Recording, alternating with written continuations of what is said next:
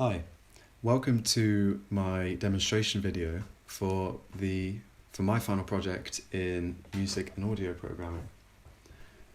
This project essentially models the spectral behavior of wind chimes and how these wind chimes would behave in a natural wind environment.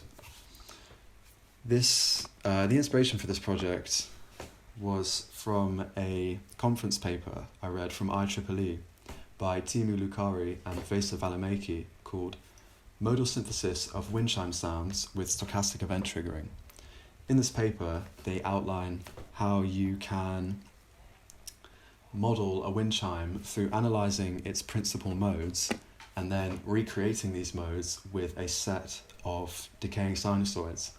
And they also outline a sigmoid function, through which you can map the total energy of a system, which in their case was the wind strength, how you can map this into a probability that the chime will sound.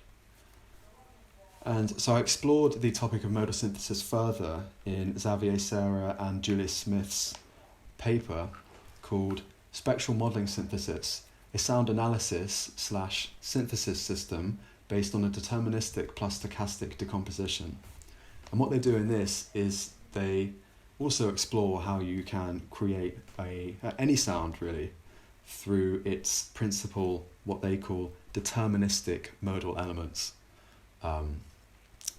So my project is essentially split in two parts. It's the wind chime synthesis side and the wind generation side. So, to generate these wind chimes, what I did was found 4 recordings of actual individual wind chimes online, put them in Sonic Visualizer, and took readings of their principal modes, voltage and frequencies. And then I mapped these values onto a set of logarithmically decaying sinusoids, and then stored these modes, each one being created by its own sinusoid, in a wavetable. And the reason I did this was because calculating what it actually is a pair of logarithm functions to kind of recreate this decay of an envelope is very expensive to do, especially when you're doing it over 9 modes and there could be more than one chime sounding at once. It's very expensive on the CPU. So instead, they're calculated at the beginning, and each mode in setup, each mode is stored in a wavetable, which means that I still have control over the modes when the program is running, but it means that I don't have to actually recalculate them every time, because I always arrive at the same result calculating them in setup or in render. It's the amplitude of these individual modes that I want control over, and a wavetable is kind of a perfect way to solve that problem. So the wind is generated by 4 separate low-pass filters, which are calculated in parallel in assembly language. The 4 of them low-passing a white noise source. And the 4 of these filters, they're fed random cutoff frequency and Q values.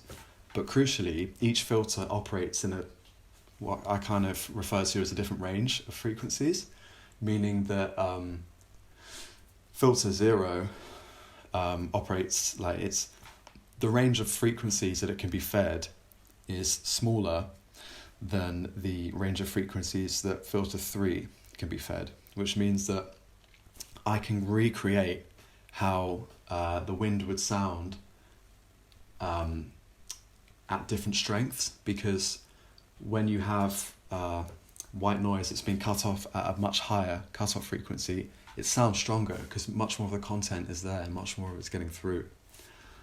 And what kind of brings both of these together, the chimes and the wind, is this altered sigmoid function that I spoke about from that conference paper.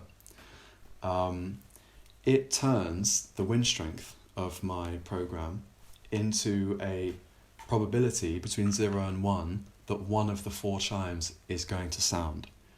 And what's great about the sigmoid function is because of its asymptotic nature near 0 and 1, it means that there will never be a 0 or 1 probability of a chime being struck, which is great when you're trying to model a natural system because, in the real world, there's never going to be a 100% likelihood that this chime is going to be struck or not going to be struck, or a 0% likelihood it's going to be struck. So anyway, I'm just going to run the program. And you'll see that it's loading chime 0 and it's going to do 1, 2, and 3. And this is what I was talking about earlier, where it's calculating the envelope behavior of each mode now. And you see my CPU usage goes up. Because it's doing all this hard work now before everything starts. And you should be able to hear the wind sounding now. So now we're on manual mode, which means that I can control the wind strength. And the higher the wind strength, the more likely these chimes are to strike.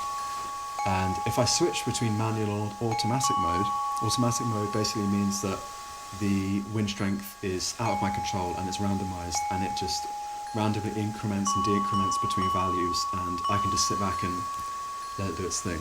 So if I open the GUI, I've got the wind strength here. I'm going to decrease it, increase it. And when I change to automatic, the jump walk object, which controls the automatic values, will start at whatever manual value I was at last. There we go. There's the automatic going. So it's just randomly changing values. It goes between 1 and 99. 99 being the highest and 1 being the lowest.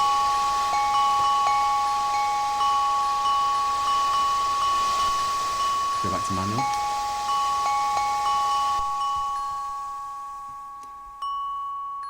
Bring it down.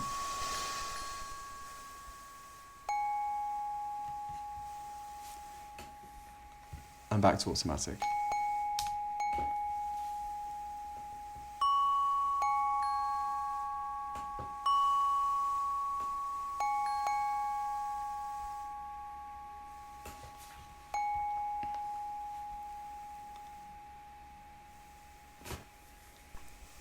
Back to manual.